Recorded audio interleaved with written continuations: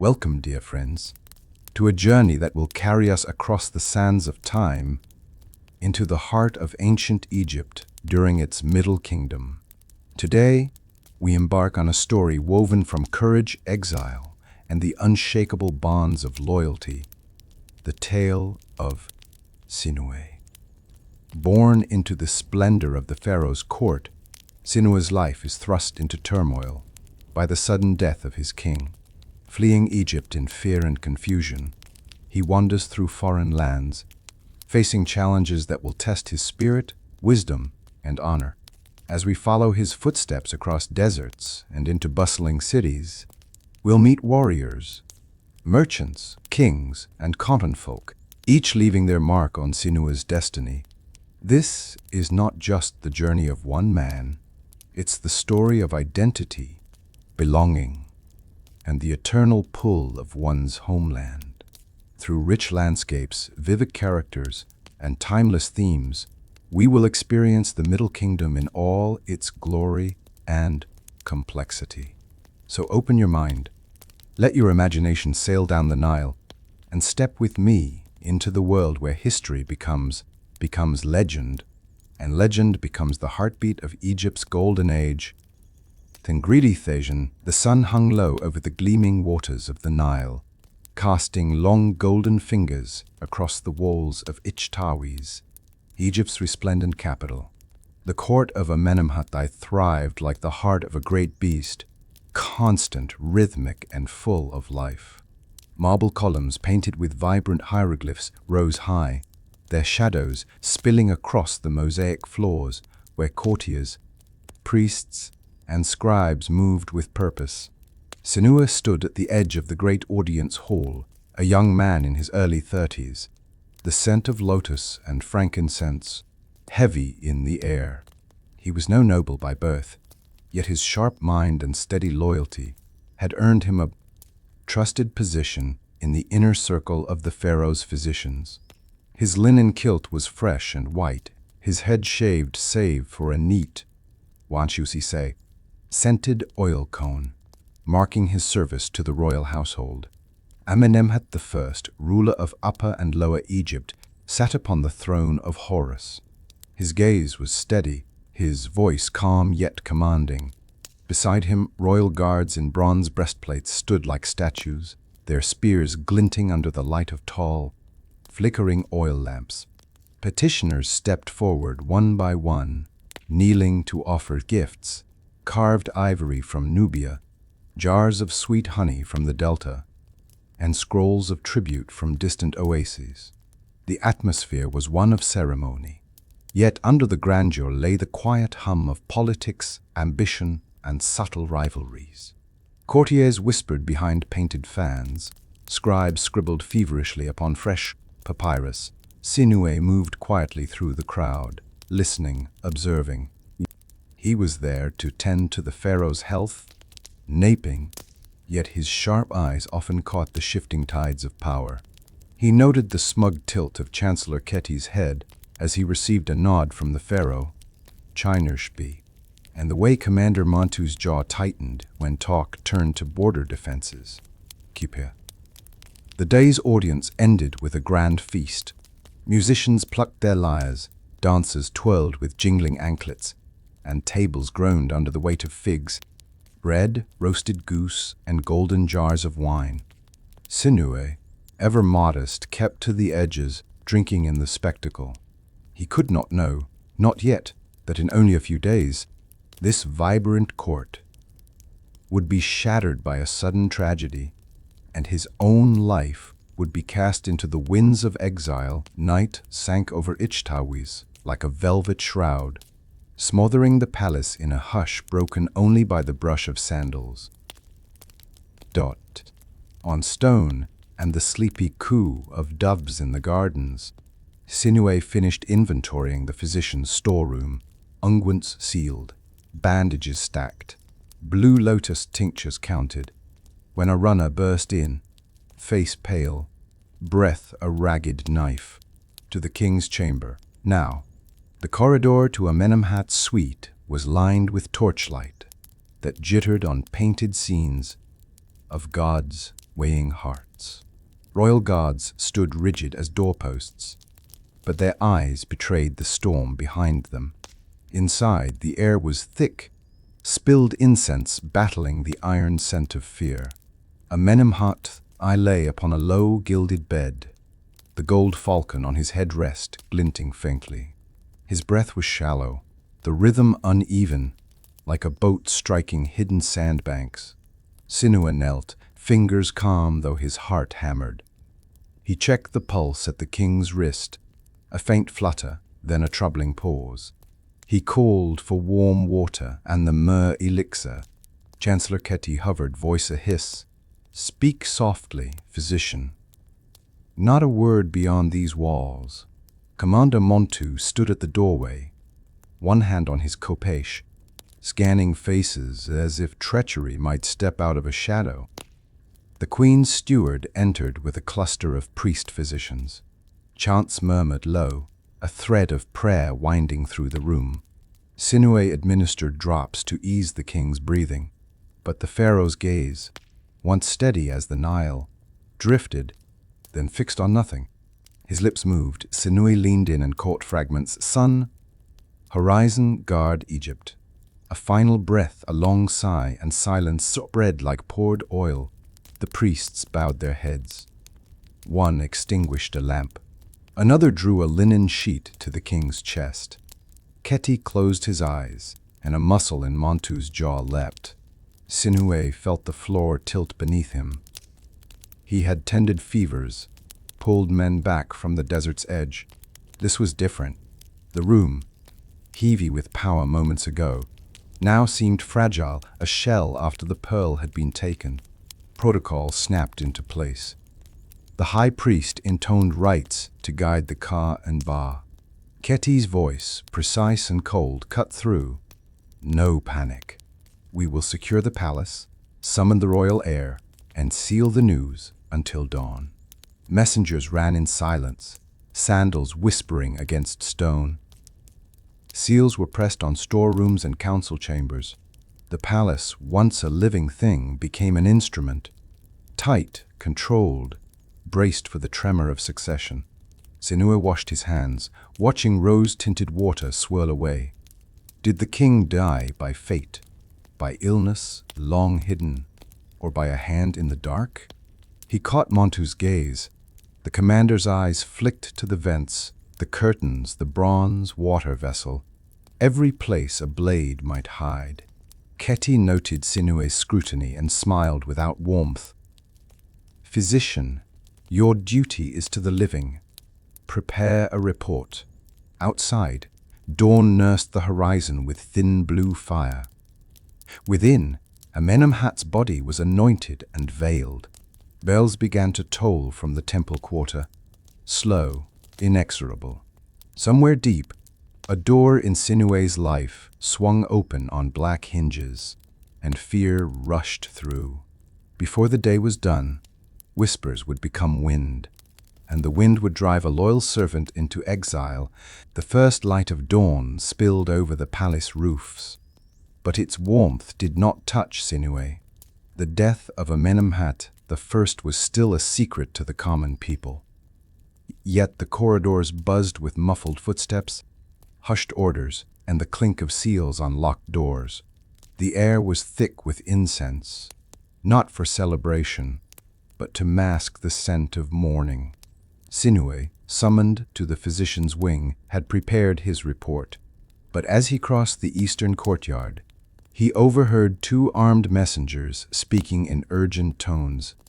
"The king's death will stir the desert tribes. There are those who will use this to purge the court." Their eyes slid toward him, and in that fleeting glance Sinuhe saw more than suspicion. He saw danger. Memories of the night's events roared through him. Keti's cold gaze, Montu's searching eyes. The truth was clear. Whether the pharaoh's death was natural or not, blame could be shifted like sand, and a physician who had been in the chamber at the final breath might serve as a convenient scapegoat. Panic prickled his skin. Without returning to his quarters, he slipped through the lesser-used servants' passage.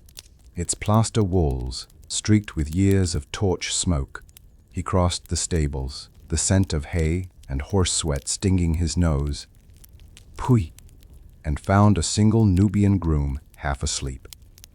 Pressing a bronze ring into the man's palm, Sinuhe took a swift-footed mare, a bay with a scarred flank, and mounted without a word. The palace shrank behind him as he urged the mare toward the eastern gate. But dawn's gold spilled across the horizon, but to Sinuhe it felt like a pursuit light. Every step of the hooves sounded too loud. Outside the gate, the fertile fields gave way to a dusty road leading toward the desert's jagged teeth. The Nile, gleaming to the west, seemed to call him back, yet his instincts screamed forward.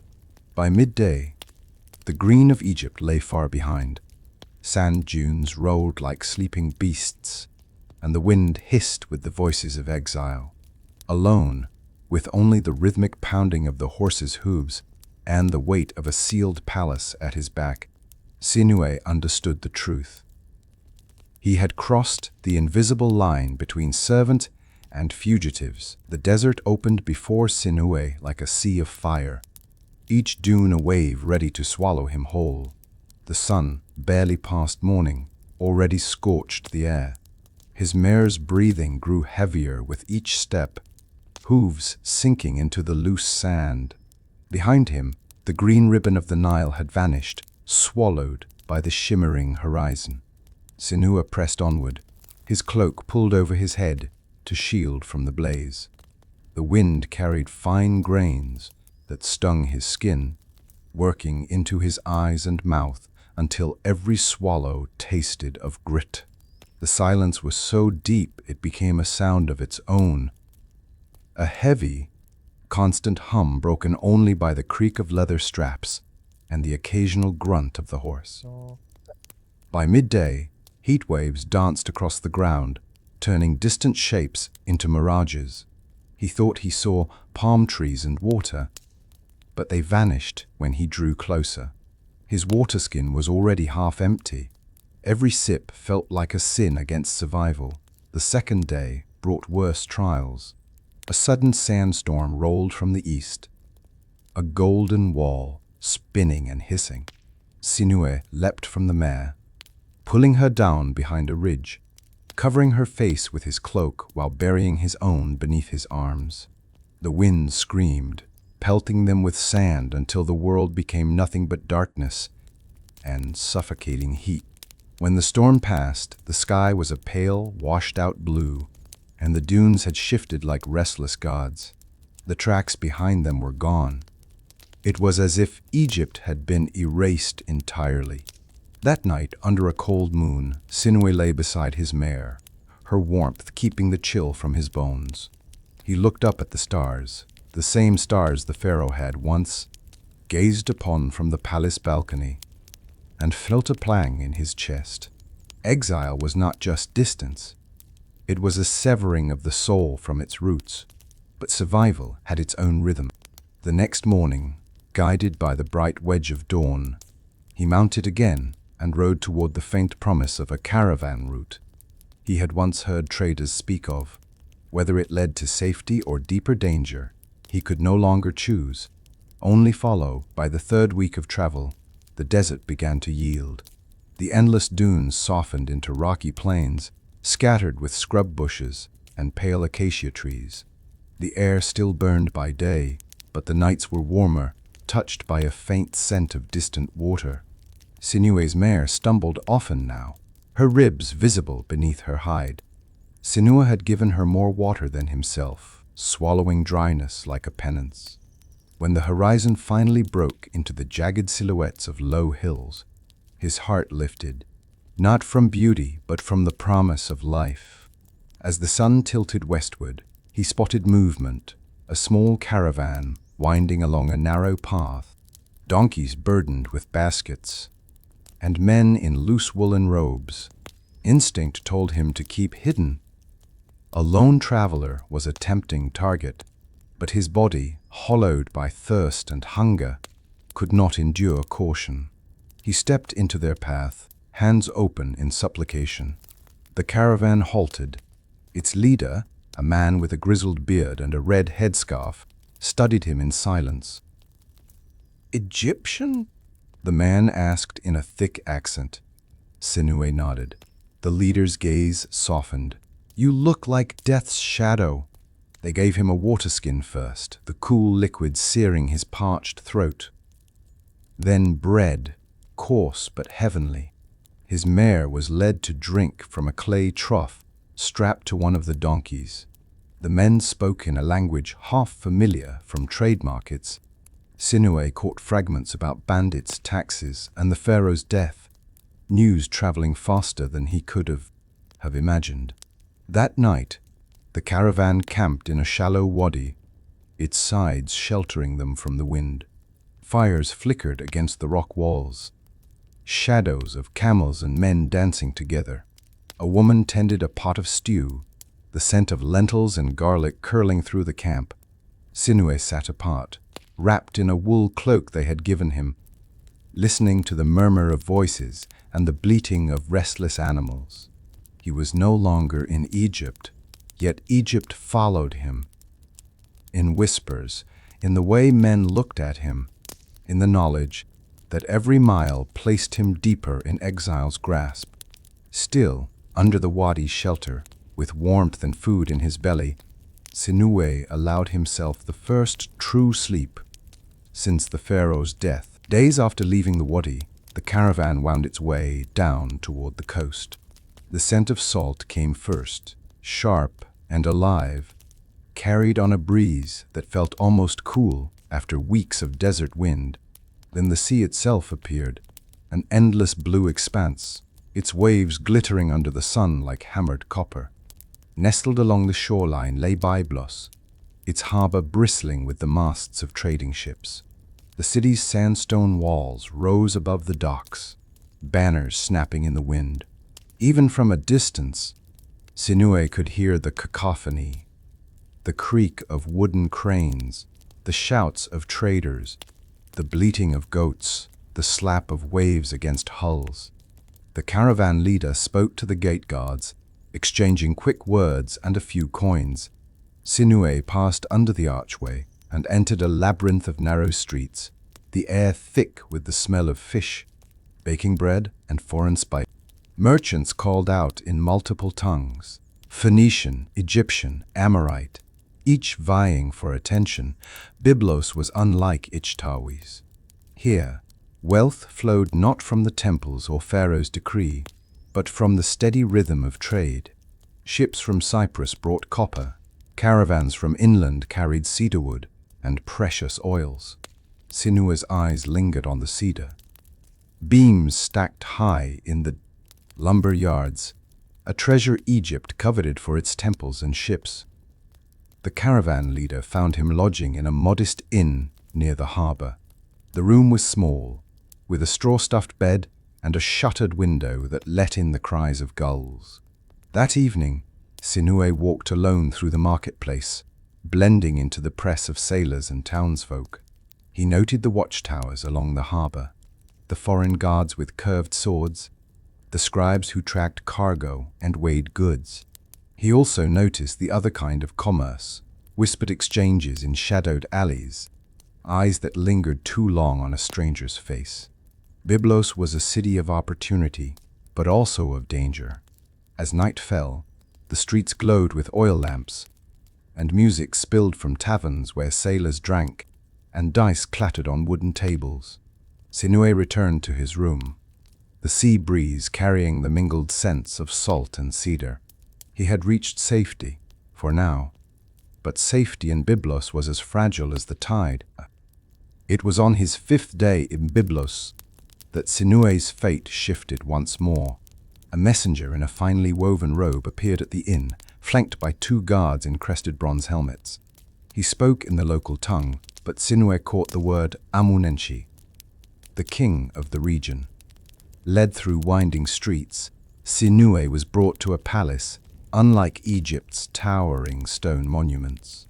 Here, the walls were built from sun-baked brick, faced with carved cedar, their fragrance lingering in the warm air. Bronze doors opened to reveal a courtyard shaded by grapevines, where a fountain bubbled gently into a tiled basin. King Amenemhat sat on a cedarwood throne, inlaid with ivory, dressed not in rigid ceremony but in a deep blue wool tunic belted with gold.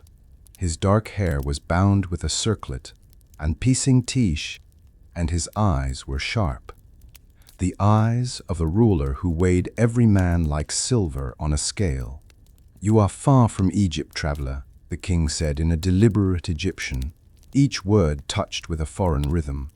"And yet I hear you served in Pharaoh's court." Sinuhe bowed low, the weight of the moment pressing into his spine. He spoke carefully, omitting the more dangerous truths. "I was a physician, my king, and I have wandered far." Amenemhat studied him for a long breath, then smiled faintly. "We value men who can heal. We value men who can listen even more. You will serve here as guest, not slave." For now, servants brought wine in painted cups, dates on silver trays. Musicians plucked lutes in the background as Sinuhe was seated on cushions. The king asked of Egypt's harvests, its temples, and the movements of its armies. Sinuhe answered with precision, but avoided speaking of Amenemhat's death, a secret that could be both weapon and noose. Syria. As the audience ended, Amenemhat roses. "Rest, Egyptian. In time, we will see if your loyalty can find a new home." That night, in a chamber scented with cedar resin, Sinuhe lay awake. The king's welcome was warm, but warmth in foreign courts was often a prelude to tests or traps. Weeks turned into months, and Sinuhe's life in Byblos took on a strange rhythm, one both foreign and familiar. Yet, under King Amenemhat's patronage, he was given a modest house near the palace gardens, its walls whitewashed and shaded by fig trees. Each morning, he walked through the palace gates to serve as a physician, tending to the king's household, his guards, and sometimes even merchants who had earned the ruler's favor. The people here were unlike the Egyptians he had known. They dressed in colorful woven tunics, their heads wrapped in patterned scarves against the sun. They valued the cedar forests as much as Egypt valued the Nile, and they spoke of trade and sea voyages more often than of temples or gods. Yet Sinuhe found that human ailments, fevers, wounds, the weight of sorrow, spoke the same language everywhere. In time, the king summoned him not only for medical skill, but for counsel. Amenemhat often dined in a shaded portico overlooking the sea, with Sinuhe seated nearby to discuss matters of diplomacy. Egyptian knowledge of herbs, the Nile's floods, and the politics of the south proved useful to a ruler whose wealth depended on keeping both desert caravans and foreign fleets at peace. Still, Sinuhe never let himself forget he was an exile. He learned the language more fluently, moved through the markets without drawing stares, even dressed in the local style for comfort, but the hieroglyphs of home still danced in his dreams. One autumn evening, as the harbor lanterns swayed in the breeze, a sailor brought news from Egypt. Senusret I now ruled. There were whispers of military campaigns, renewed building projects, and the pharaoh's call for loyalty from abroad. Sinuhe listened without comment, yet the words stirred a restless current in his chest. That night, lying beneath the cool linen sheets of his chamber, he looked at the cedar beams overhead. Byblos had given him safety, purpose, even respect, but it had not given him the Nile. And the Nile, no matter how far, still called. The late summer sun hung heavy over Byblos, when trouble came to Sinuhe's quiet life. Word reached the palace of a visiting chieftain from the eastern hills, a man named Retjenu, famed for his skill with the spear and his quick temper. He had come to trade cedarwood for copper. but his pride was as sharp as his weapons. During a feast in the palace courtyard, Yashtu boasted of his conquests and his warrior's strength. Wine loosened his tongue until it curled toward insult. "This court hides behind its walls," he declared, "and takes counsel from a stranger, an Egyptian who speaks more than he fights." His eyes locked on Sinuhe, and the courtyard fell silent. King Amenemhat's gaze flicked between them. "And what do you suggest, Yashtu?" "A test," the chieftain said, with a grin. "If this Egyptian is worthy to advise a king, let him prove his courage with the spear." Sinuhe's heart beat hard in his chest. He was no soldier, though palace life had taught him the ways of defense. Refusing would mean humiliation for himself and perhaps for Amenemhat's judgment. Accepting could mean injury or worse. The king's voice was calm but firm. "Very well. At dawn tomorrow, the courtyard will see this test."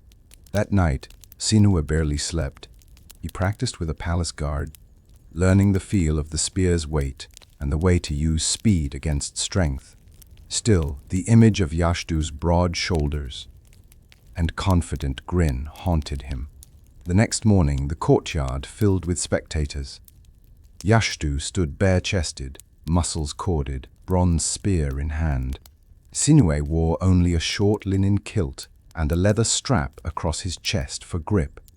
The match began with a clash of wood on bronze, the air alive with shouts. Yashtu pressed hard, his strikes heavy and fast. Sinuhe gave ground, letting the chieftain's energy burn. Then, at the right moment, he sidestepped, sweeping the shaft of his spear against Yashtu's leg. The man stumbled, and Sinuhe's point touched his chest before he could recover. The courtyard erupted in cheers. Yashtu laughed, bowing with surprising grace. "The Egyptian has teeth," he said. From that day, Sinuhe's place in Byblos was no longer just that of an honored guest. He was a man respected for more than words. Portures, the echoes of the spear match, lingered in Byblos long after the dust had settled. Word of Sinuhe's unlikely victory traveled from the palace to the docks, from the markets to the cedar groves. An Egyptian exile, untrained in war, had bested Yashtu, a chieftain whose skill was legend in the eastern hills. The morning after the duel, Sinuhe was summoned to the cedar portico, where King Amenemhat often received important guests. The king reclined on a carved bench, the sea's breeze stirring the fringe of his cloak. Yashtu stood beside him, his broad grin unbroken, a heavy bronze torque clasped in his hand. "Egyptian," the king began, "yesterday you proved more than skill. You proved that courage comes not from the arm alone, but from the heart and mind." He gestured to Yashtu, who stepped forward and clasped the torque around Sinuhe's neck. Its weight was cool, its metal worked with spirals, in the style of the hill tribes. Yashtu's voice carried for all to hear. "Let it be known, this man is my equal in honor. His words will carry the weight of truth in my camp, as in the king's court." The spectators, nobles, merchants, guards, bowed their heads slightly. In Byblos, public recognition from both a foreign chieftain and the king was rare, and it bound Sinuhe in a web of respect and expectation. That evening, a feast was held in the palace gardens. Musicians plucked lyres and flutes, while dancers spun between tables laden with roasted lamb, figs, and bowls of honeyed dates. Sinuhe sat among the honored guests, his cup filled with spiced wine. The cedar torches burned high, their resin scent mingling with the salt air from the harbor. Amenemhat leaned toward him, speaking low so only he could hear. "This city will test you again, Egyptian, but you have shown you can stand in the storm." Sinuhe inclined his head, feeling the torque rest heavy against his collarbone, a weight both of honor and of the unspoken promise that his exile would never be simple. Under the stars of a foreign sky, the Nile seemed very far away. Yet for the first time, Sinuhe felt the ground beneath his feet was steady. Seasons turned over Byblos, and the salt air that once felt foreign now seemed part of Sinuhe's breath. The bronze torque at his neck had opened more than doors. In the king's court, it had drawn the respect of merchants, captains, and even families of standing. It was at a merchant's banquet, under lanterns strung between cedar beams, that Sinuhe first saw Tia. She was the daughter of a prosperous cedar trader, her hair dark as wet stone, her robe woven in bands of deep red and gold. Her laughter was soft but sure, and when she spoke, her eyes held the same measured calm he remembered from the women of Egypt. Their meetings began in the bustling harbor market, where Tia often supervised the weighing of cedar planks before shipment. She was curious about Egypt's gardens, its gods, its rivers. Sinuhe found himself telling her stories of lotus ponds and temple festivals, stories he had not shared since leaving home.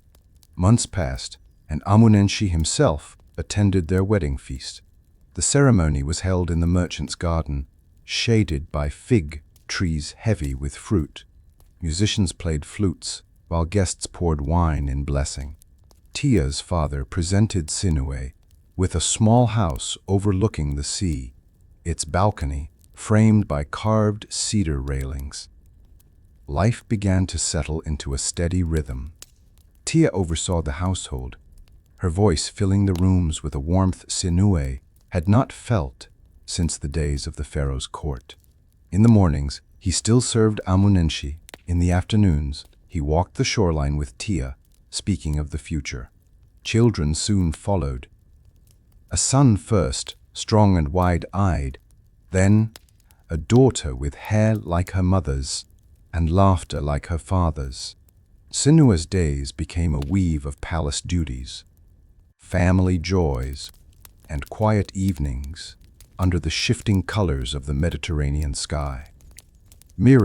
And yet, in the stillness before sleep, Egypt would return to him, not in grief now, but in the way the Nile's waters sometimes appear in a dream, deep and slow and calling. The years in Byblos had given Sinuhe much: a home, a family, the respect of the court. Yet the past has a way of slipping back through the smallest cracks. It began with a single ship, one autumn morning, a Phoenician merchant vessel from the delta moored in the harbor. Its crew spoke of the fertile flood, of the markets in Memphis, of the pharaoh's growing power. Sinuhe, passing through the marketplace, caught the familiar cadence of his mother tongue, and paused. The sailors spoke freely. They were far from Egypt's watchful eyes, and their words drew him in like the tide. They spoke of Senusret I, son of Amenemhat I, now reigning with strength and wisdom.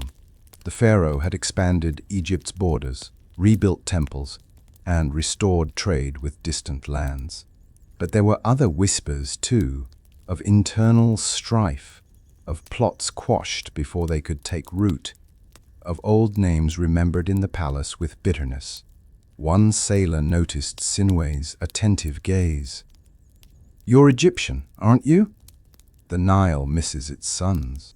The words, meant lightly, struck deep. That night, sitting with Tia on their balcony, the sound of the sea faded, replaced in his mind by the slow lap of river water against stone docks. In the palace days later, Amenemhat summoned him to the shaded portico. "I hear ships from Egypt have brought news. Does it stir you?" The king's eyes were sharp, reading every flicker of his face. Sinuhe answered carefully, "Egypt will always be part of me, my king. But my life is here." Amenemhat nodded, yet said nothing more. The conversation hung between them like the lingering scent of cedar smoke, pleasant, but with a trace of warning. That night, as his children slept and the harbor lantern swayed in the wind, Sinuhe dreamed of walking through the palace of Amenemhat again, the cool tiles beneath his feet. But in the dream, the halls were empty, and his footsteps echoed without reply. The next ship from Egypt arrived in spring, its sails white against the deep blue of the sea. This time, the news it carried was more than rumor, it was proclamation. In the harbor square, a herald unrolled a papyrus scroll, its edges sealed with the cartouche of Senusret I. In a voice trained for command, the herald spoke, "By the will of the gods, Senusret I rules over Upper and Lower Egypt. The land flourishes under his hand, and the borders stand strong. Let all who dwell abroad know Egypt calls her children home, that they may serve her glory." The words rippled through the crowd. Traders murmured. Sailors exchanged glances. Sinuhe stood at the edge, his heart tightening with every syllable. It had been years since he had heard his homeland's authority spoken so plainly.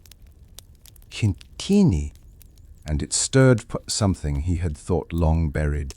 Later, in the palace garden, King Amenemhat received the same news from his scribes. He summoned Sinuhe, regarding him with a faint, unreadable smile. "Your pharaoh's hand reaches far. Will it close around you?" Sinuhe hesitated. "The hand that nurtures can also strike, my king. Egypt's call is strong, but exile has taught me to listen to the wind before I set sail." Amenemhat leaned forward. "You are valuable to me, Egyptian. Your skill, your counsel, these cannot be easily replaced. Yet I will not chain a man whose heart looks elsewhere. Still, be warned, Egypt remembers, but she does not always forgive." That evening, Sinuhe walked the shoreline alone. The sea smelled of salt and cedar, but in his mind he saw the Nile's slow, overhears, silty waters, and the glint of sunlight on the palace pylons of Ichtawiz.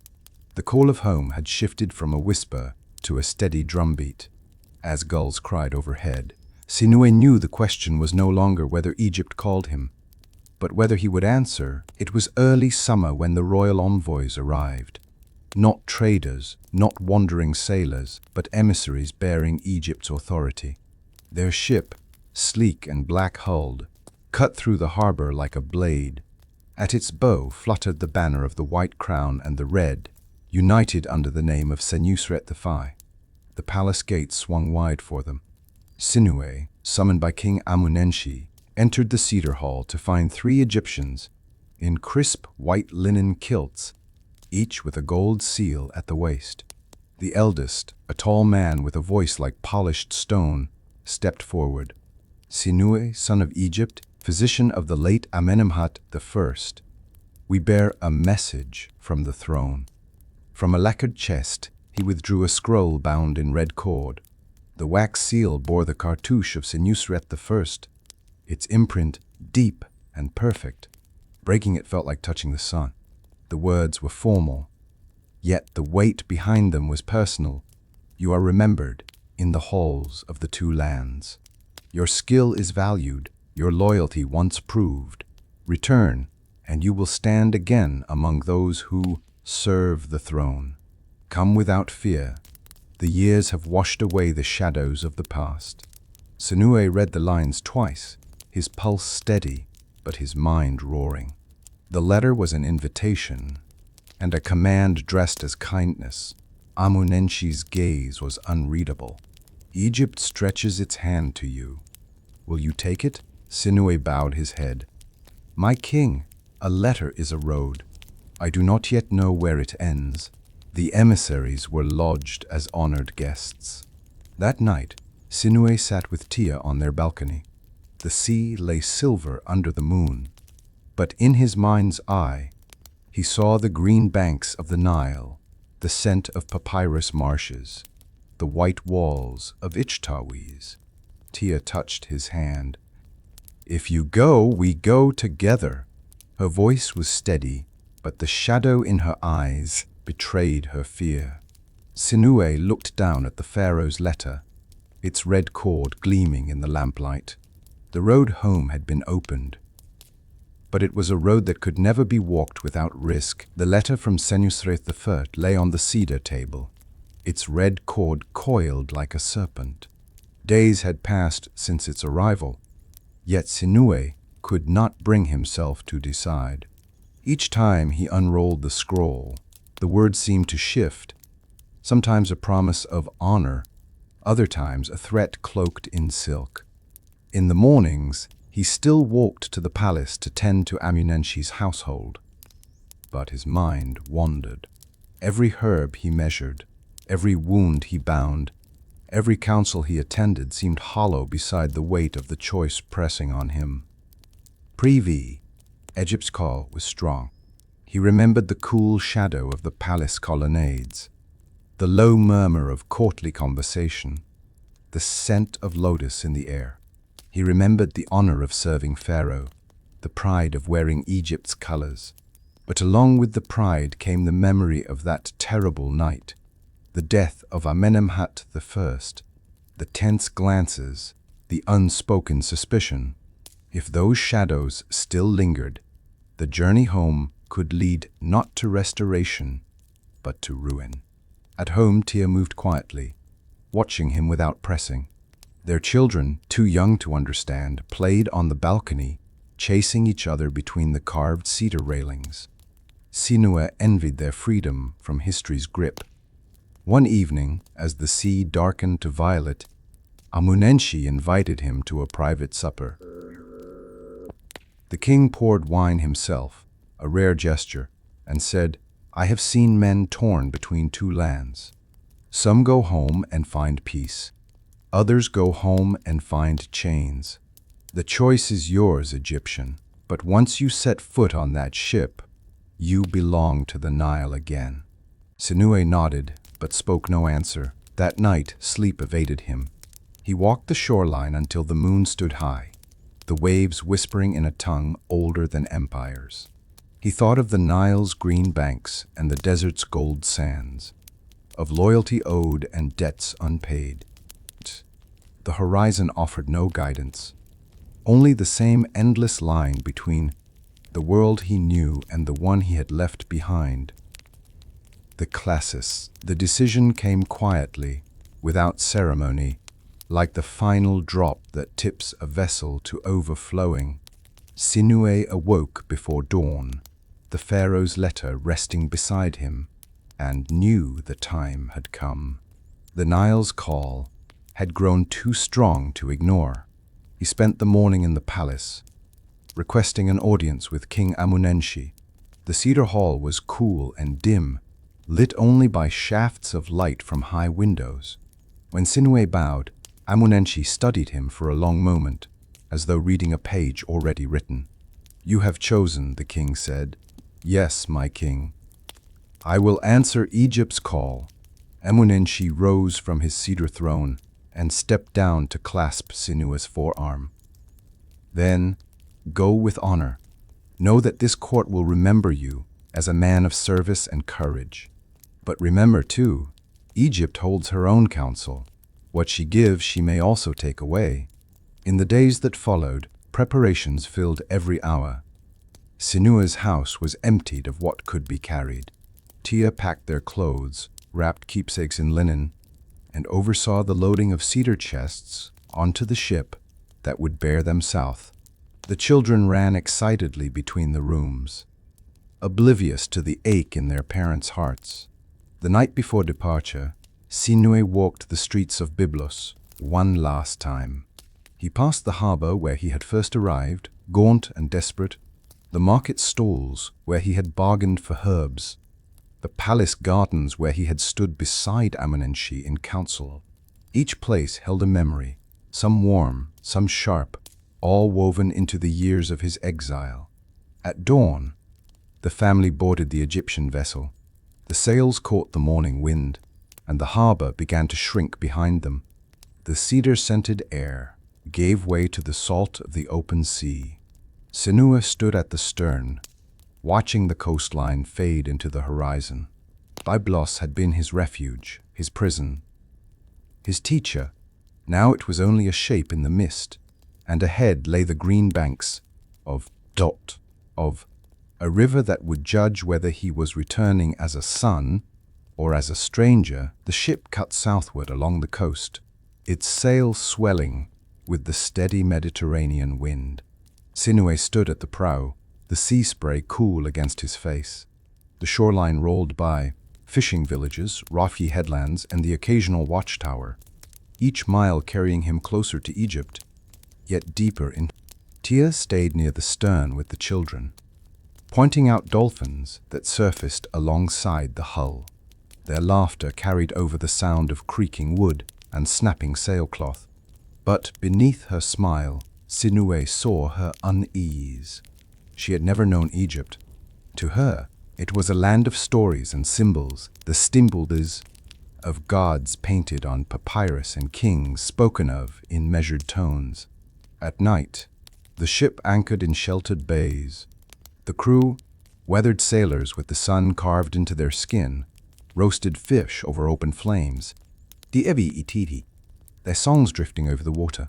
Sinuhe would sit apart, gazing toward the dark horizon where he knew the Nile waded beyond the desert's edge. In his mind, the river's green banks rose vivid, papyrus reeds whispering, ibis wading, the temple pylons gleaming under the sun. Midway through the voyage, a sudden squall struck. The wind roared, snapping a sail, and the deck pitched violently.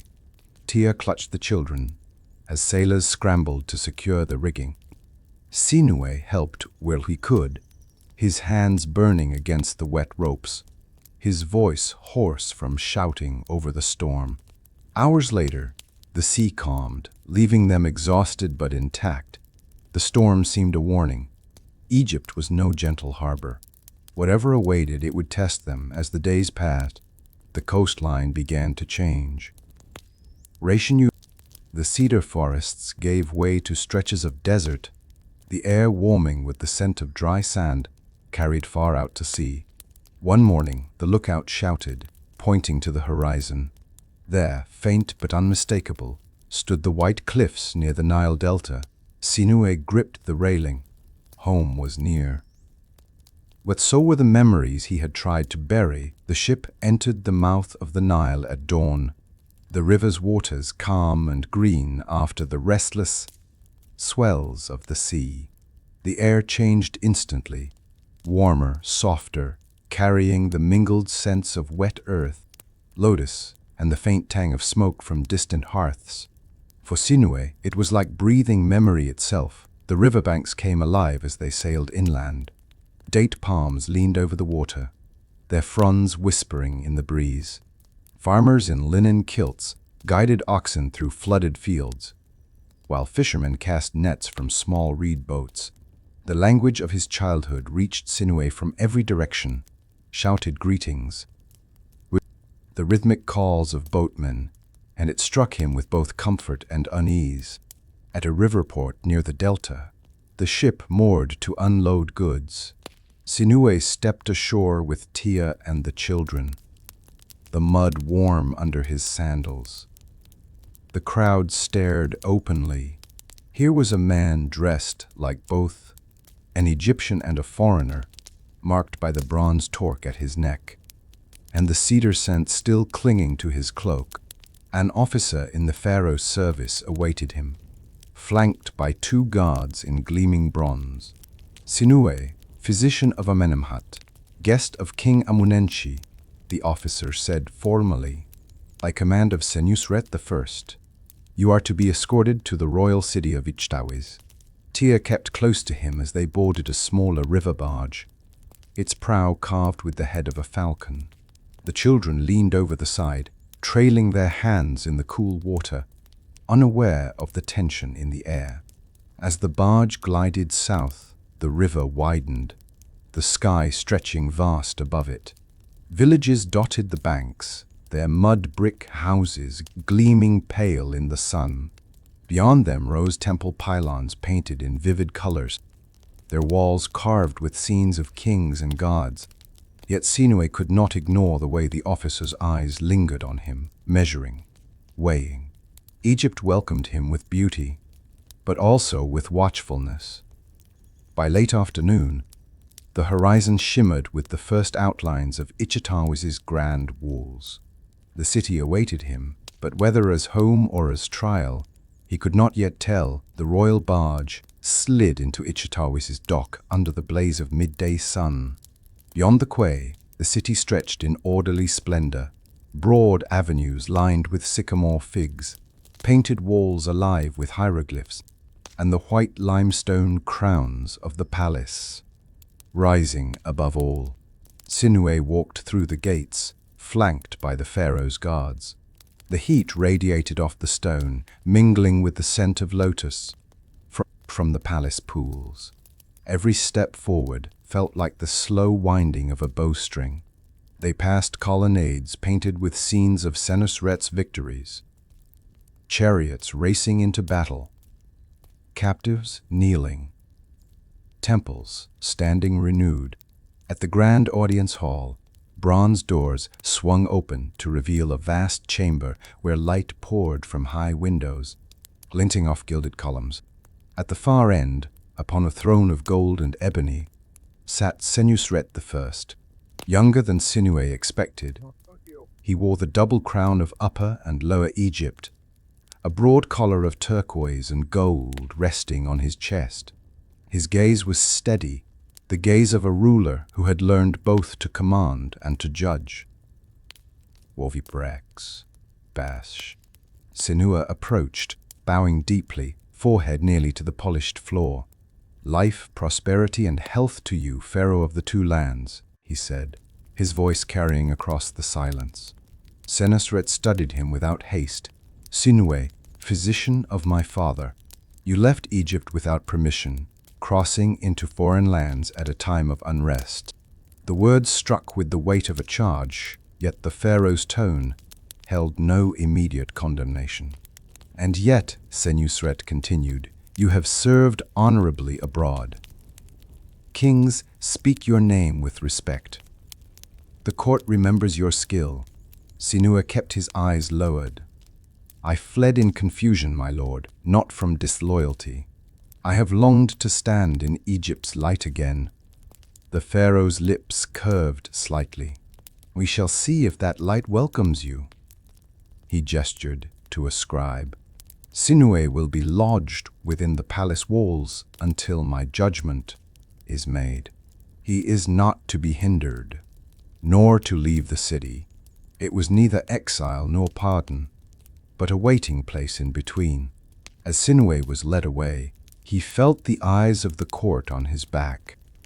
Egypt had welcomed him into its heart once more, but whether it would hold him or crush him remained to be seen. Days passed within the palace walls, each one heavy with uncertainty.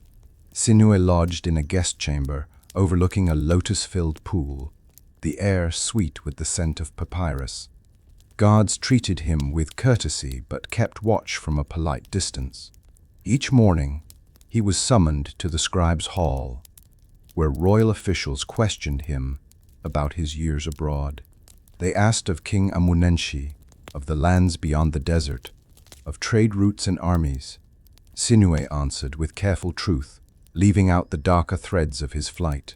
Then, one golden afternoon, the summons came. "The pharaoh will see you." In the grand audience chamber, Senusret I sat as before, but this time the hall was lined with courtiers, priests and scribes. The air shimmered with anticipation. Sinuhe stepped forward, bowing low, the polished floor cool beneath his hands.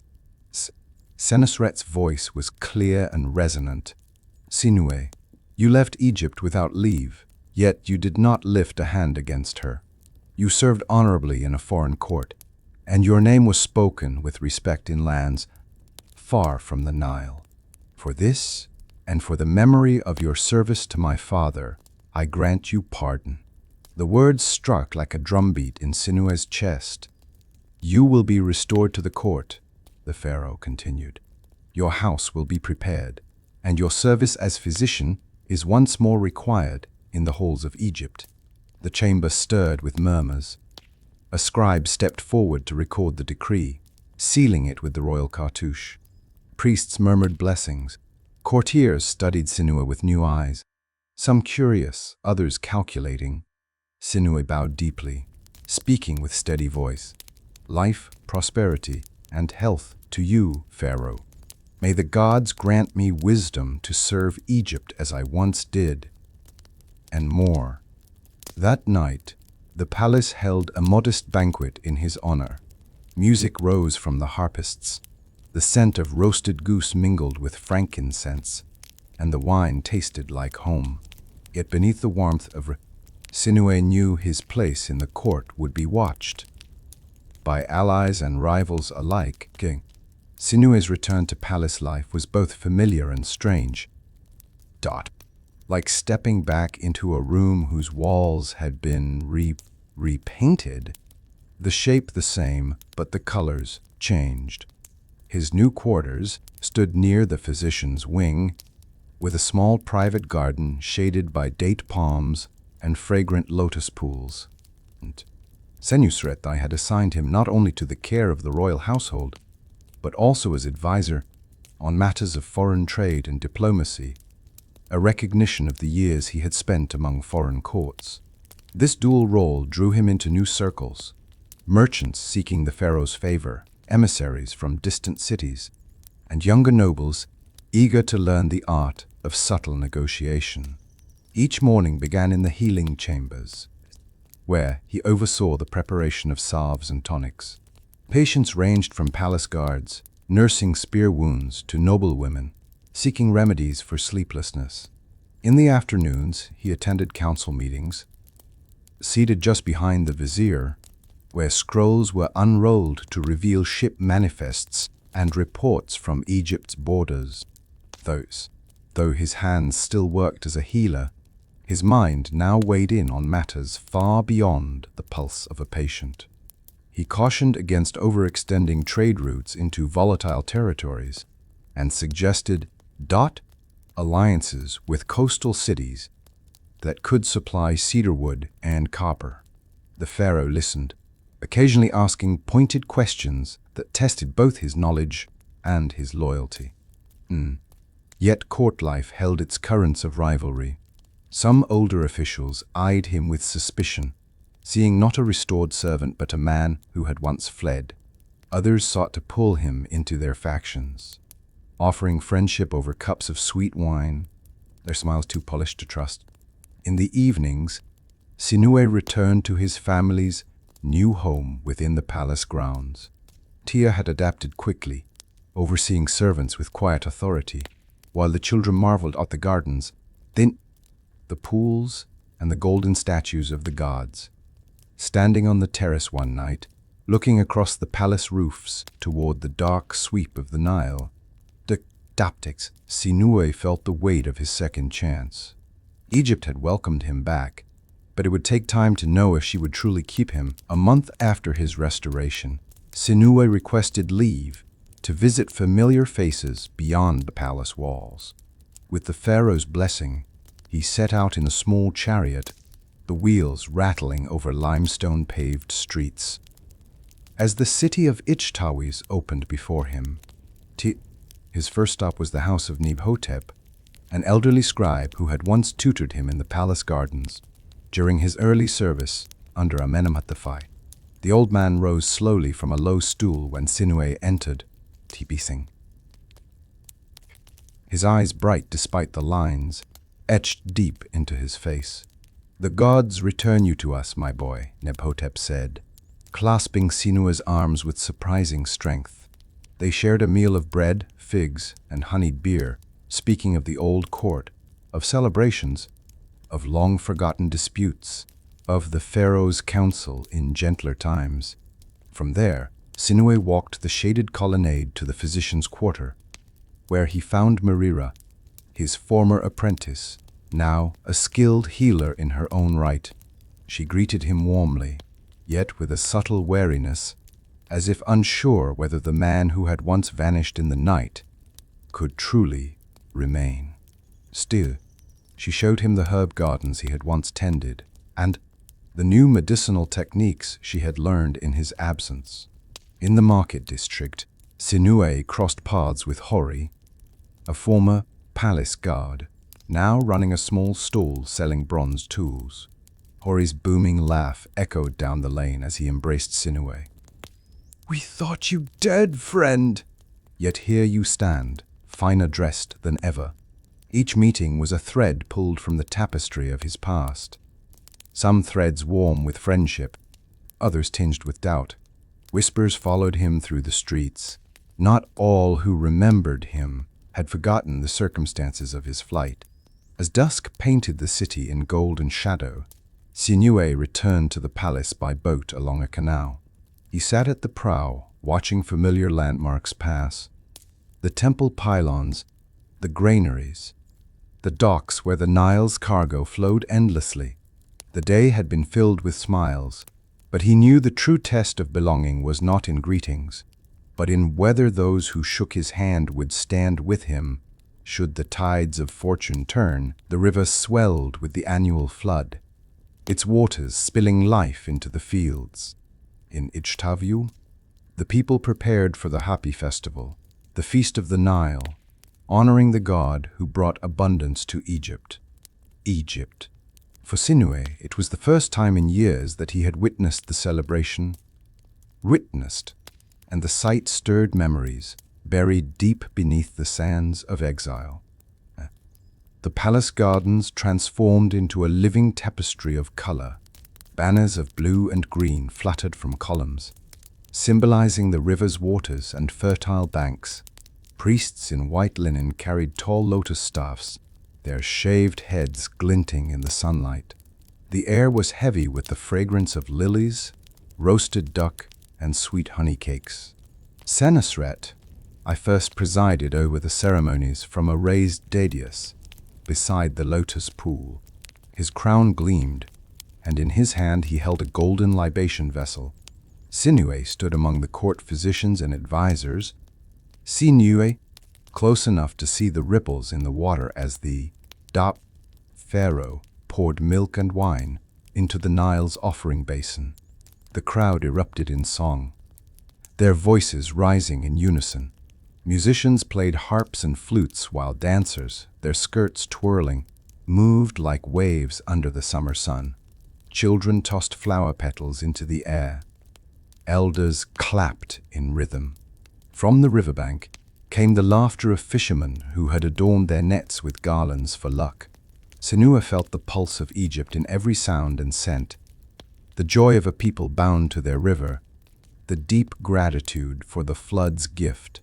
Yet, amid the celebration, his physician's eye noted the quiet exchanges between certain nobles, the way some glanced toward the pharaoh with more calculation than devotion. As dusk fell, oil lamps lit the gardens in golden light. The feast began. Platters of figs, pomegranates, fresh bread, roasted goose, and jars of spiced wine passed from table to table. Senusret moved among the guests, speaking with ease, his presence both kingly and approachable. When the moon rose over the river, Sinuhe stood at the water's edge, the songs fading into the distance. He felt the Nile's current against his fingers and knew that, whatever else the future held, this river, this land, was once again part of him. The festival had ended hours ago, yet the Nile still shimmered under the pale glow of the moon. Gardens lay quiet, the laughter of the day replaced by the soft rustle of reeds and the distant croak of frogs. Sinuhe walked alone along the riverbank, the sand cool beneath his sandals. He stopped where the water lapped gently against the stone embankment. Kneeling, he trailed his fingers in the current, feeling the slow, eternal pulse that had nourished Egypt since the time of the first kings. The scent of lotus drifted on the breeze, mingling with the faint smoke of extinguished festival torches. His reflection stared back at him, older than the man who had fled Egypt, marked by sun and years spent in foreign lands. Yet the eyes were the same, and they held questions he had never dared answer. Was his return a gift from the gods, or a test? Had the pharaoh's pardon erased the suspicions of the past, or merely hidden them beneath courtly smiles? The river did not answer. It moved as it always had, carrying silt and secrets from the highlands to the delta, indifferent to the struggles of men. Behind him, the sound of footsteps approached. It was Tia, wrapped in a pale shawl against the night air. She sat beside him without speaking, her gaze following the moon's path on the water. "You're far away," she said softly. Sinuhe sighed. "I'm home, but not yet at peace. The Nile is constant, but the court changes like the wind." Tia's hand found his. "Then we hold fast to what does not change." They sat in silence for a long while, listening to the water's quiet murmur. In the distance, a temple bell chimed, marking the late hour. Sinuhe rose, casting one last glance at the river before leading Tia back toward the glowing lights of the palace. The Nile would still be there tomorrow, as it had been yesterday, and as it would be long after kings and courtiers were dust. The summons came at dawn. Senusret I was marching north to secure Egypt's borders, and the court would travel with him. Sinuhe, as physician and advisor, was ordered to join the royal retinue. By mid-morning, the army assembled outside Ichtawi's walls, ranks of spearmen in bronze-studded kilts, archers with quivers slung across their backs, chariots gleaming in the rising sun. Standards bearing the falcon of Horus and the cobra of Wadjet rippled in the warm breeze. The air was alive with the clatter of wheels, the neigh of horses, and the rhythmic beat of war drums. Sinuhe rode in a chariot near the pharaohs, the road stretching like a ribbon ahead. The campaign's purpose was both defensive and symbolic, to deter raiding tribes along the northeastern frontier and to remind allies and rivals alike of Egypt's might. As the days passed, the landscape changed from fertile fields to open desert. Scouts rode ahead, returning with reports of small skirmishes along the trade routes. At one oasis, the pharaoh addressed his troops, his voice carrying over the gathered ranks. Egypt's strength is not only in her walls, but in the will of her people to defend them.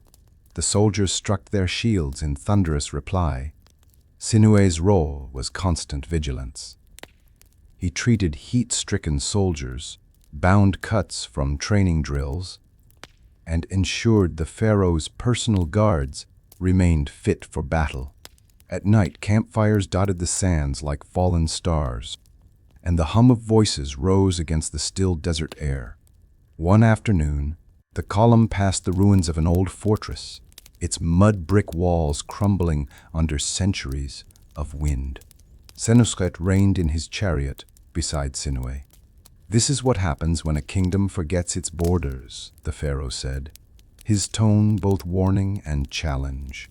By the campaign's third week, the border posts stood reinforced, the raiders scattered, and trade routes secured. The march back to Ichtawi's was slower, the army heavy with the weight of its own display of power. For Sinuhe, the journey was more than a military show. It was a reminder that Egypt's reach was vast, and that those within the pharaoh's service stood close to both glory and danger. The campaign's dust had barely settled when Senusret I turned his focus inward, from the frontiers to the heart of Egypt. Orders spread through the palace like the Nile's floodwaters. New temples would rise, canals would be dredged, and monumental gateways would mark the pharaoh's reign for generations. Sinuhe accompanied the royal entourage to Memphis, where work had begun on an immense pylon at the entrance to the Temple of Ptah. The sun glinted off scaffolding made of cedar and palm, the smell of fresh-cut limestone hanging in the warm air. Teams of laborers, their skin bronzed by the sun, sang rhythmic work songs as they hauled blocks with ropes and sledges. Nearby, skilled artisans chipped delicate hieroglyphs into already set stones, their hammers tapping like the heartbeat of the construction site. The pharaoh moved among them, speaking briefly to overseers, his gaze measuring the progress like a master builder. Sinuhe observed more than the grandeur. He saw the careful coordination, the scribes tallying deliveries of stone from the quarries, the carpenters repairing sledges, the water bearers ensuring the workers endured the heat. Egypt's might was not only in its armies, but in this disciplined, ordered creation. From Memphis, the journey continued to the Delta, where the pharaoh inspected a canal restoration project. Sinuhe walked along the muddy embankment, the air rich with the scent of wet earth, watching as water gushed through new channels to revive farmland long left barren. Farmers bowed as the pharaoh passed, their gratitude plain in the way. They pressed their hands to the mud in salute. In the evenings, the court dined under awnings lit by oil lamps, overlooking the day's progress. Senusret often spoke of his vision, a land whose wealth was not just in conquest, but in enduring works that would outlive them all. Sinuhe listened, thinking of the cedar palaces of Byblos and the sand-swept ruins seen on the campaign.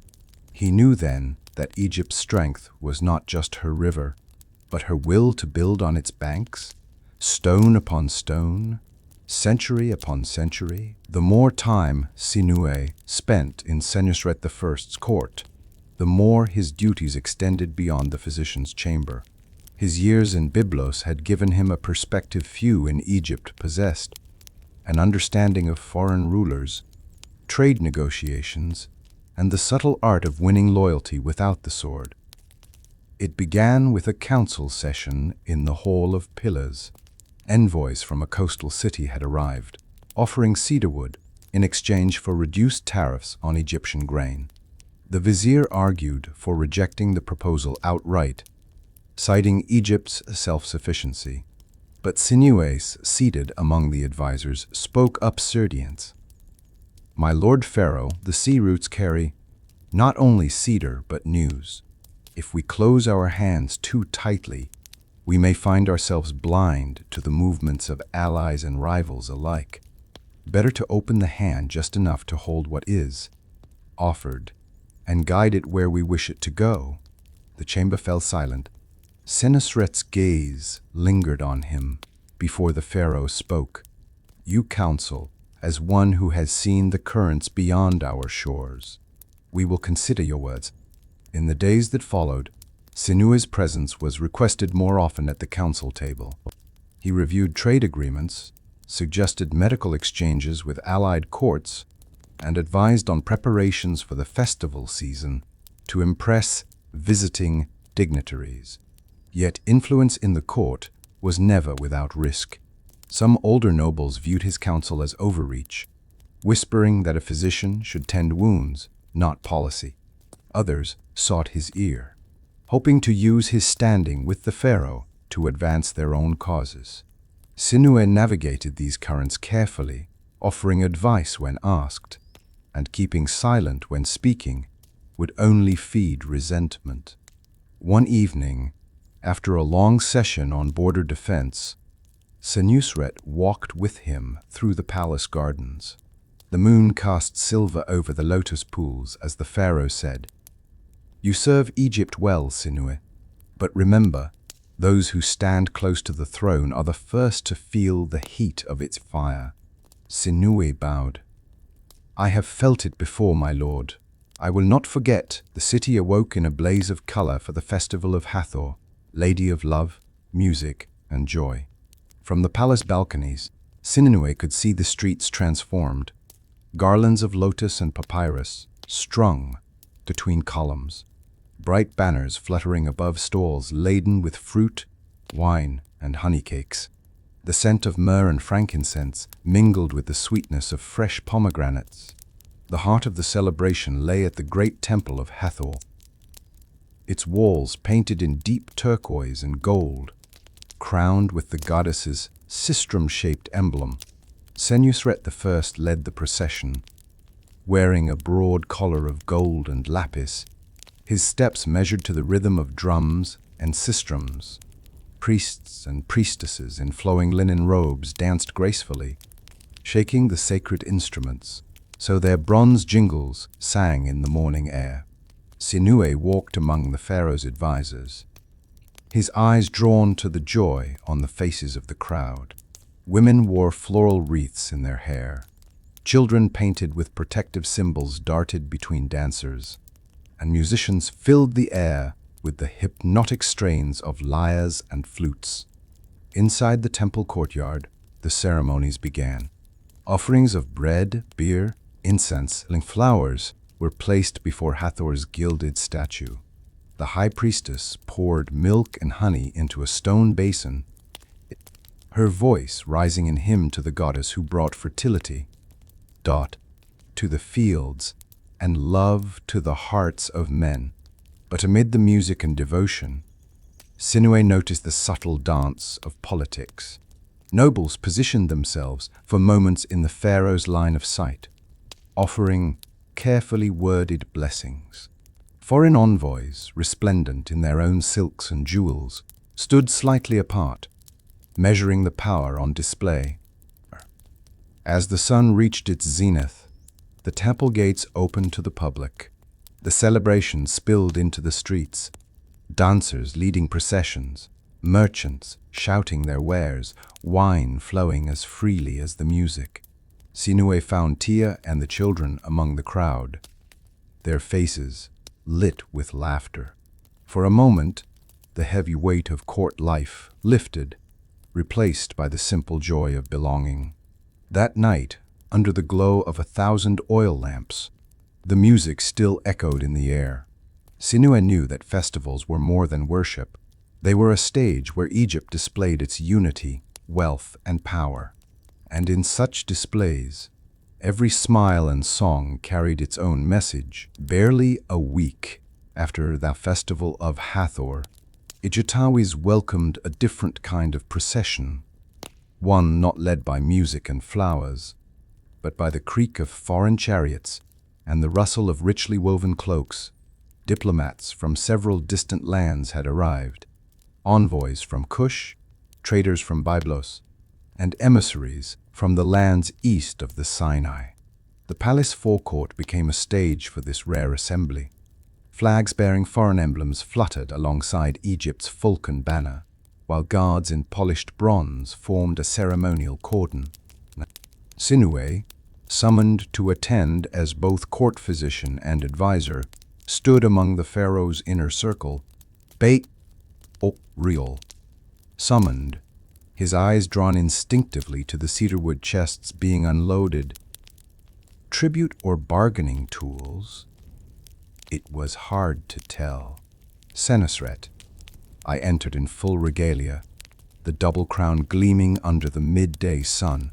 He greeted each delegation with measured courtesy, accepting gifts of gold-inlaid vessels, exotic spices, and rare textiles. Every bow and clasped hand was both an exchange of respect and a silent negotiation. When the Byblos envoys stepped forward, Sinuhe recognized their accent and the way they carried themselves. Memories of his years in exile stirred, and he found himself subtly interpreting their phrasing and gestures for the pharaoh, leaning close to murmur, "They offer freely, but they hope for favorable cedar contracts in return." Senusret's eyes flicked toward him, then back to the envoys. "Egypt welcomes the gifts of friends," the pharaoh said aloud, "and remembers the loyalty of those who keep the river's course steady." The Byblos spokesman inclined his head, understanding the layered meaning. Later, in the great hall, feasting replaced formality. Foreign musicians played alongside Egyptian harpists, and the air was heavy with roasted meats and incense. Yet even at the tables, the work of diplomacy continued. Nobles maneuvered for seats near envoys.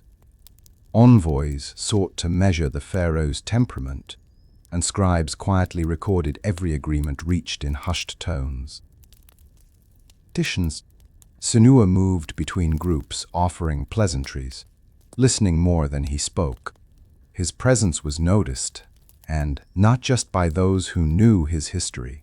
A Kushite envoy, tall and adorned with ivory jewelry, clasped his arm warmly. "The court speaks of your wisdom, Egyptian. It is good to see a healer among the pharaoh's advisors." By the evening's end, alliances had been renewed, promises made, and Sinuhe knew that his voice in the council would be called upon again before long. It began quietly. A single courtier absent from the morning audience, then another missing from the midday meal. By the second evening, whispers spread through the palace corridors. A fever was moving among the pharaoh's household. Sinuhe was summoned to the inner chambers, where the heavy scent of incense could not mask the sour tang of sickness. In a dimly lit room, a young royal attendant lay on a low bed, his skin flushed, his breathing shallow. A damp cloth rested across his forehead, but his body trembled beneath linen sheets. Sinuhe examined him swiftly. The rapid pulse, the dry mouth, the glistening sweat. He recognized the signs. A fever carried by tainted water or spoiled food.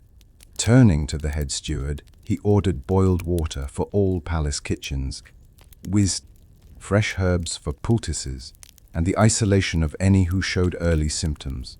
By nightfall, 3 more attendants had taken to their beds. The palace was on edge.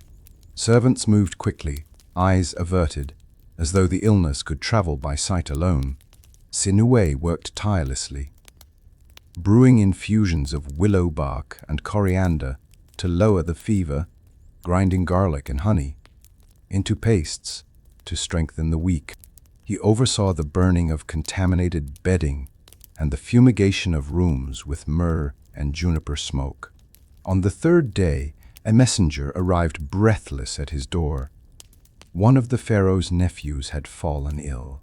Sinuhe rushed to the royal quarters, where Senusret I stood at the bedside, his expression stern, but his eyes shadowed with worry. "Save him, Sinuhe," the pharaoh said quietly. Sinuhe bowed once.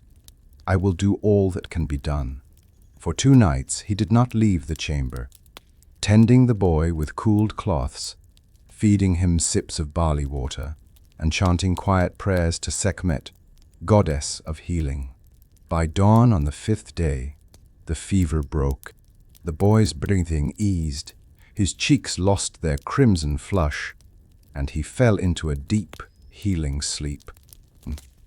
The crisis passed as quickly as it had come. The illness did not claim another life, and those struck down began to recover. In the audience hall, Senusret I praised Sinuhe's vigilance, declaring that the court owed its health to his skill. Sinuhe accepted the words with a bow, but in his heart he knew it was not just skill, but the gods' favor that had spared them. The palace, once gripped by the shadow of illness, began to breathe again. The sick rose from their beds, pale but smiling, and the halls filled once more with the soft hum of daily life. The faint scent of juniper still lingered in the air, a reminder of the fever's passage. Sinuhe made his rounds each morning, checking pulses, inspecting eyes, and ensuring that no sign of the sickness remained.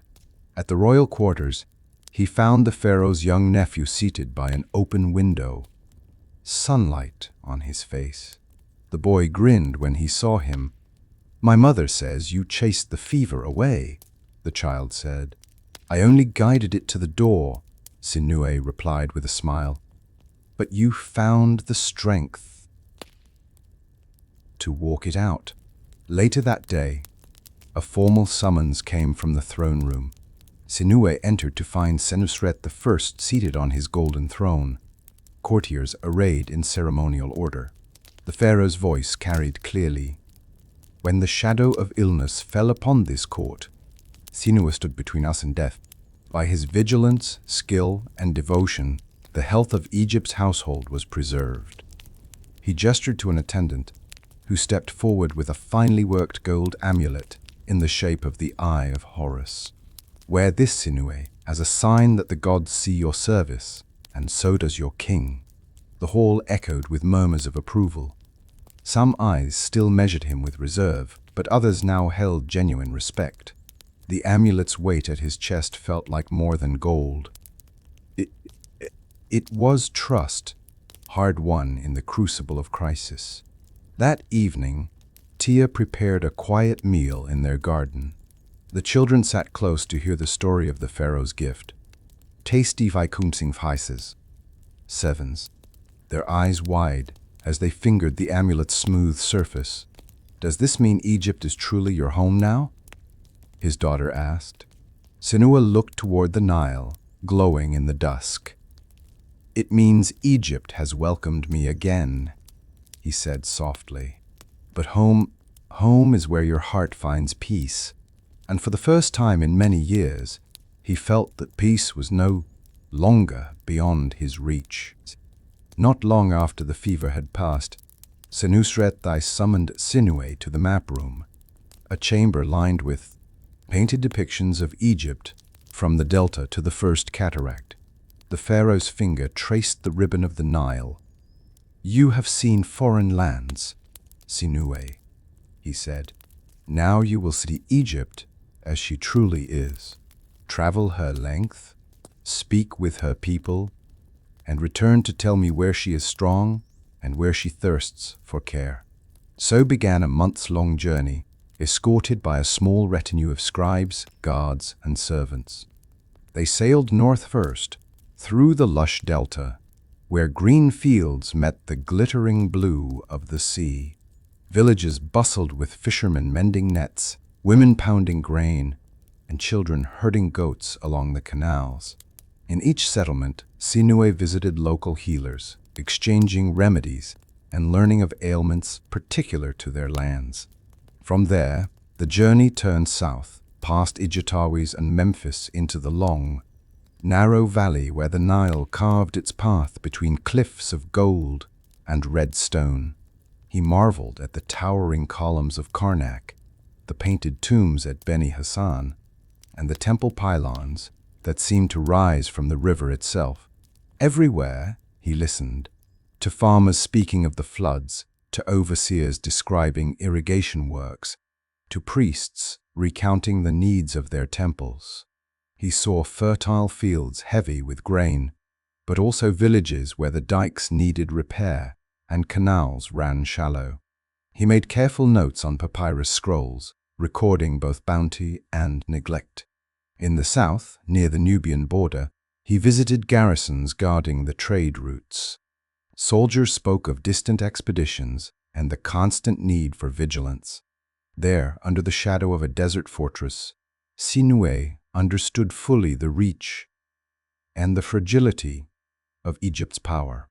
By the time he returned to Ijtawiz, the scrolls in his satchel were heavy with observations. Standing once more before the pharaoh, he presented them with the same humility he had shown as a young physician, but now with the confidence of one who had walked the length of the two lands and looked into the eyes of her people. During his tour of Egypt, Sinuhe devoted special attention to the temples, the beating spiritual heart of the two lands. These were not merely houses of worship, but centers of learning, healing, and community. In Thebes, he climbed the broad steps of Karnak's temple to Amun-Ra, its towering columns painted in deep reds, blues, and golds. The air inside was cool and heavy with incense. Priests in white linen moved silently, their bare feet whispering over polished stone. The high priest greeted him warmly, offering a tour of the sacred chambers. Sinuhe observed storerooms filled with offerings, grain, oil, honey, and fragrant resins, meticulously recorded by scribes. He discussed medicinal herbs with the temple healers, exchanging recipes for poultices and tonics. Farther north, at the temple of Hathor in Dendera, he witnessed a ceremony honoring the goddess of joy and music. Priestesses shook sistrums, their bronze jingles ringing in rhythm with the chants. The walls shimmered with depictions of celestial boats, stars, and the goddess herself, her face serene yet commanding. Tia and the children, traveling with him for this part of the journey, watched in awe as the ritual dancers moved like flowing water. In Memphis, Sinuhe visited the ancient temple of Ptah, patron of craftsmen. Here, artisans worked in open courtyards, carving statues and casting bronze in the shadow of the god's shrine. The chief artisan showed him a nearly finished statue of the pharaoh, destined for placement in a newly built gateway. At each temple, Sinuhe paid respects with offerings of incense and oil, presenting himself as both servant of the pharaoh and humble seeker of knowledge. He saw how the temples bound Egypt together. The gods' favor, invoked not only for the living, but for the dead, the land and the river itself. But he also noted where walls had begun to crumble, where painted reliefs faded under sun and time, where smaller shrines lacked the offerings needed to keep their lamps burning. These too he recorded in his scrolls. When he later presented his observations to Senusret I, the pharaoh listened intently. "The gods must be honored in strength as in beauty," Senusret said. "A weak temple weakens the people's heart." Sinuhe knew then that his work was not only of the body, but of the spirit of Egypt itself. Years had begun to soften the edges of Sinuhe's face and streak his hair with silver, yet his presence in the court remained steady and respected. No longer just the returned exile or the foreign-trained healer. He was now a voice others sought in moments of uncertainty. It started with the younger physicians. They came to him in the cool mornings, carrying jars of herbs and rolled papyrus notes, eager to learn the finer points of diagnosis. Sinuhe taught them not only how to treat wounds and fevers, but how to listen to a patient's story, for in the telling often lay the cure. Beyond medicine, young scribes and junior advisors also began to gather in the shade of the palace gardens, wadened, seeking counsel on matters of diplomacy, trade, and human nature. Sinuhe spoke of his years in Byblos, of the importance of reading a man's intent not only in his words, but in his silences. The ear is as important as the tongue, he would remind them. Trod. He never pretended that his life had been without mistakes. Sometimes, in quieter moments, he told the story of his flight from Egypt, not as a boast, but as a lesson on fear, survival, and the long road back to trust. The younger listeners often looked at him with wide-eyed wonder, but he waved away admiration. "I am not wiser because I avoided danger," he would say, "but because I faced what awaited me when I returned." Senusret I valued this role, often inviting Sinuhe to join private gatherings with promising young nobles. A ruler's strength, the pharaoh told them, is measured not only in stone and gold, but in the quality of the men and women he raises to serve Egypt after him. In the evenings, Sinuhe often returned home to Tia and their now-grown children, who had begun to make their own paths within the palace service. He took quiet pride in watching them carry forward the same values he now tried to instill in others: loyalty, patience, and a mind open to learning. Age, Sinuhe realized, was not the fading of usefulness, but the widening of one's reach. In the years following his return, Sinuhe's name became woven into the quiet tapestry of Egypt's life. It was spoken in the palace corridors by officials citing his counsel, in the markets where merchants remembered his advice on fair trade, and in the healers' chambers where his methods became part of daily practice. One afternoon, while walking through the scribe's hall, he noticed a group of apprentices copying scrolls. On one papyrus, finely inked hieroglyphs caught his eye, a record of Egypt's recent history. His own name was there, nestled among events of campaigns, trade agreements, and temple restorations.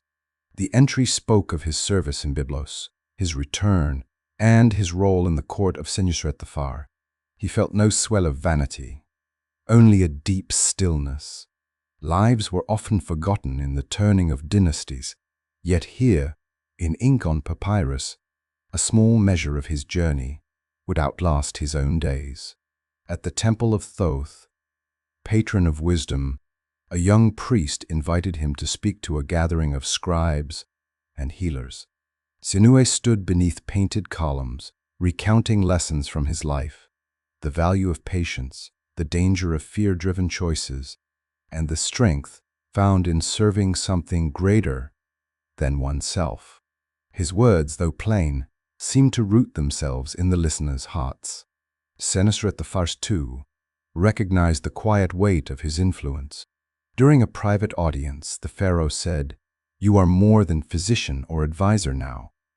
Sinuhe, you are part of the memory of this reign. That is a power few wield, and one even fewer understand." At home, his children had begun to carry his values forward. His son trained with the scribes of the treasury. His daughter oversaw temple offerings in the women's quarters. They bore the weight of his name with grace, though Sinuhe reminded them often that legacy was not in titles, but in actions repeated day by day. One evening, as the Nile's surface mirrored the stars, Sinuhe stood in his garden, listening to the rustle of palm fronds. Legacy, he thought, was not carved in stone alone. It lived in the lives one touched, in the wisdom left behind, and in the quiet ripples that reached further than the eye could see. It was the height of the flood season when Sinuhe received an unexpected summons to the private audience hall. The Nile swelled in the distance, its waters glittering under the morning sun, and the air within the palace carried the cool scent of lotus. From the pools, Senusret I stood alone, beside a tall cedar chest, its surface inlaid with ivory and gold. The pharaoh's face was calm, but his eyes held the quiet warmth of a man with purpose. "Sinuhe," he said, "you have served Egypt faithfully in the days of my father, in the years of your exile, and in your return. You have stood beside me in council, in the field, and in times of illness. Your wisdom has guided my court, and your loyalty has never faltered." From the chest, the pharaoh drew forth a gold pectoral, a wide collar set with lapis lazuli, turquoise, and carnelian, the stones catching the light like fragments of the sun. At its center shone the eye of Ra, flanked by the wings of Horus. "This," Senusret continued, "is my gift to you, not only as a sign of honor, but as a shield. Let all who see it know that you stand under the protection of the throne." Sinuhe bowed deeply, accepting the weight of the collar upon his shoulders. It was heavy, not only with gold, but with the knowledge that such a gift marked him forever as a man of the pharaoh's trust. And thus, a man watched closely by both allies and rivals. "May I serve Egypt as steadfastly as this gift was forged," Sinuhe said, his voice steady despite the emotion tightening his chest. Senusret smiled faintly. "You already have." That evening, a small feast was held in Sinuhe's honor. Musicians played under the colonnades, while the scent of roasted goose and honey cakes filled the air. Tia and their children sat beside him, pride plain in their faces, as guests came to admire the pharaoh's gift. Later, in the quiet of their garden, Sinuhe traced the collar's smooth edges under the moonlight. It was more than treasure. It was a symbol that his life had come full circle, from loyal servant to exile, and now, to honored son of Egypt once again. Age had settled into Sinuhe's bones, like the slow silt of the Nile. And though his mind was sharp, he felt the weight of years more keenly. It was then he began the solemn work that every Egyptian of means undertook, preparing for the journey beyond life. With the pharaoh's blessing, he secured a plot of land for his tomb in the cliffs west of Ichitawis, facing the eternal sun as it sank each day into the horizon. Master stonecutters were summoned, their chisels ringing through the cool mornings as they began to carve the entrance. Sinuhe oversaw every detail. He walked the half-finished corridors with the chief mason, marking where walls would bear painted scenes, the gardens of his home, the cedar ships of Byblos, the healing of the pharaoh's household, and the festival days along the Nile. In each, he would be shown offering to the gods, his family by his side, so that their names would be spoken for generations. Priests from the temple of Anubis advised him on the items needed for the afterlife: jars for oils, chests of linen, tools for work in the field of reeds, and figurines of servants to labor in his stead. Tyr and the children helped choose what personal objects would accompany him: a favorite reed pen, a small bronze mirror, and the gold pectoral gifted by Senusret I. The work took years, but Sinuhe did not hurry. Each carving, each offering jar was a piece of his story, set into stone. Often, he would stand at the tomb's threshold at sunset, the light spilling into the entrance, and imagine stepping through not into darkness, but into a field of endless green beneath an eternal sky. In private moments, he prayed that his journey would be peaceful, that his heart, when weighed against the feather of Ma'at, would not betray him. Though still active in the court, Sinuhe knew the day would come when the Nile would carry him to a different shore. He intended to be ready. Sinuhe's last years unfolded in a calm rhythm, like the slow, dependable current of the Nile in its season. His duties at court grew lighter, as younger physicians and advisors stepped into the roles he had once carried alone. Yet the pharaoh still called on him for counsel in delicate matters, valuing the perspective of one who had seen both the heights of favor and the depths of exile. Most days began in the palace gardens. Sinuhe walked among lotus pools and papyrus reeds, speaking quietly with students or meeting visiting healers from distant nomes. He had no desire to compete with younger men. Instead, he offered them the same patience and guidance that had once been given to him. At home, Tia's hair had silvered alongside his own, but her voice still carried the same steady warmth that had anchored him through all his wanderings. Their children, now grown, came often with their own families. The garden courtyard echoed with the laughter of grandchildren, chasing each other between fig trees. Sinuhe's evenings were spent in reflection. Sometimes he read from scrolls of poetry and wisdom. Sometimes he simply watched the sun set over the Nile, painting the water gold before fading into deep violet. The sight never failed to fill him with a quiet gratitude, not just for his return, but for the life he had built in its wake.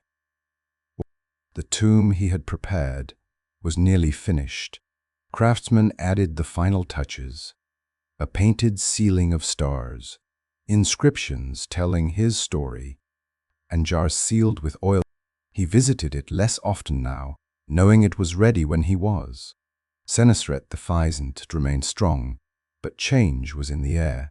Younger princes began to take on more ceremonial duties, and new faces appeared in the council chambers.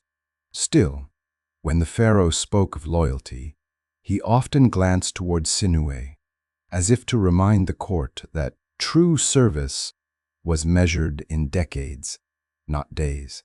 In those final years, Sinuhe lived as he wished, in balance.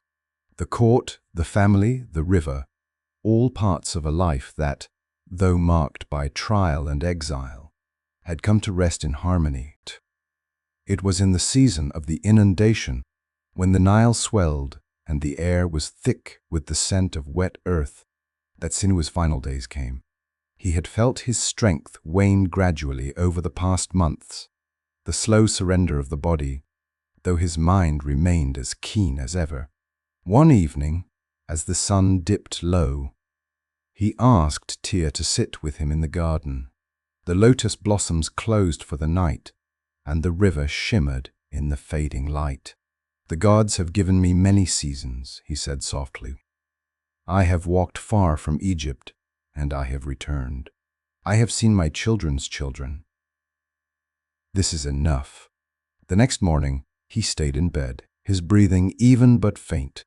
Family gathered quietly around him, Tyr holding one hand, his son and daughter at his side, the grandchildren nestled close but silent. Sensing the moment's weight, a priest from the temple of Anubis came to speak the prayers for safe passage, burning incense that curled like ghostly lotus petals toward the ceiling. In the afternoon, Senusret I himself arrived. The pharaoh sat beside the bed, his voice low.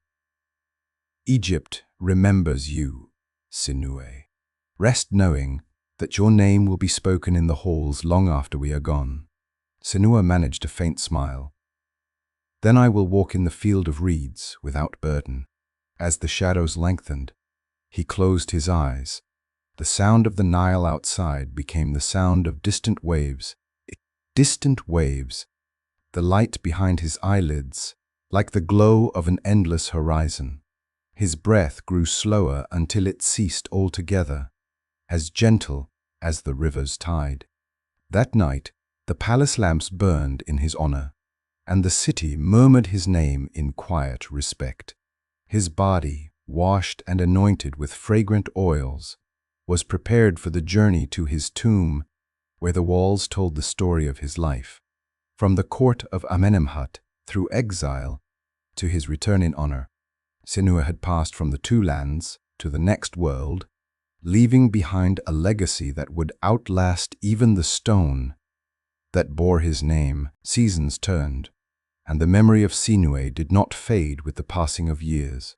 His tomb stood in the cliffs west of Ichtawis, its entrance carved with scenes of his life. The court of Amenemhat, the deserts of his exile, the cedar ships of Byblos, and his return to serve Senusret I. Visitors to the necropolis paused at the inscriptions, reading the hieroglyphs that told the tale of a man who had walked far from his homeland, yet found his way back with honor. Priests of Anubis tended his resting place, keeping the oil lamps burning and pouring offerings of water and wine. Now, on feast days, his family came with baskets of bread, figs, and lotus blossoms, laying them at the base of his statue. His grandchildren, now grown, spoke his name aloud so it would be carried into eternity. In the palace, Senusret I kept a record of his service in the royal annals, describing him as a man who brought healing to Egypt's body and wisdom to her heart.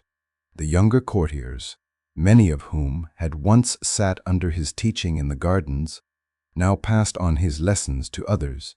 That power was tempered by patience, and that loyalty was measured in both action and endurance. Among the people, his story traveled beyond the walls of Ichtawis. Merchants told it in marketplaces, sailors carried it along the Nile and across the sea. In Byblos, elders still remembered the Egyptian who had lived among them with honor, and in faraway oases, traders spoke of the healer who had crossed the desert and returned to the river. Over time, Sinuhe became more than a man. He became a lesson. To some, his life was a warning about the cost of fear. To others, an example of redemption and steadfast service. And to Egypt, he remained a reminder that even those who leave the Nile's banks may one day find their way home. As the centuries passed, the river flowed on. Temples rose and fell, kings came and went. But in the quiet of the cliffside tomb, under the gaze of painted stars, Sinuhe's story endured, carried in stone, in memory, and in the hearts of those who still spoke his name. To everyone who has watched this journey unfold, I offer my deepest thanks. Your time, your attention, and your curiosity are the true treasures that bring these ancient stories back to life.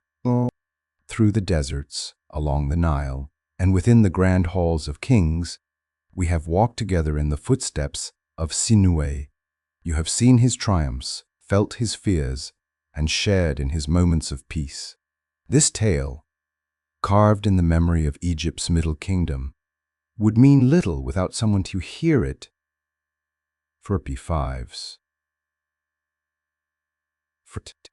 To see it, and to carry it forward. Every story lives twice, once in the telling, and again in the hearts of those who listen.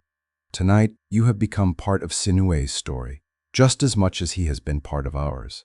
I hope these moments have stirred your imagination, opened a window into a distant world, and reminded you that even across thousands of years, the search for honor, belonging, and redemption is something we all understand.